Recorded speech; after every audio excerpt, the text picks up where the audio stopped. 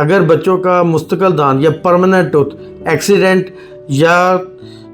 کھیلتے ہوئے گرنے کی وجہ سے باہر نکل آتا ہے تو یہ ایک ایمرجنسی ہے، اور اس میں والدین کا یا ارد گرد کے لوگوں کا کردار بہت اہم ہوتا ہے۔ السلام علیکم، میرا نام ہے doctor Muhammad Usman Ghani and I am a specialist orthodontist and a specialist dental surgeon. آئیے جانتے ہیں کہ آپ نے فوراً کیا کرنا ہے۔ سب سے پہلے آپ نے گھبرانا نہیں، اور اس میں آپ کے پاس جو فرسٹ 30 منٹس ہیں وہ بہت زیادہ امپورٹنٹ ہے،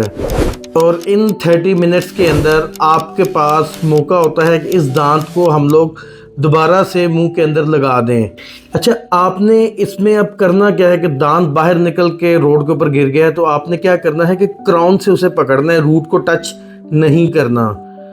اور اس کے بعد آپ نے اس کو دیکھ لینا ہے کہ اگر تو اس کے اوپر کوئی گندگی ہوئی یا کوئی مٹی وغیرہ لگی ہوئی تو آپ نے ہلکا سا لائٹ پانی سے اسے واش کر دینا ہے۔ اس کے بعد آپ نے کوشش کرنی ہے کہ دانت کو بچے کے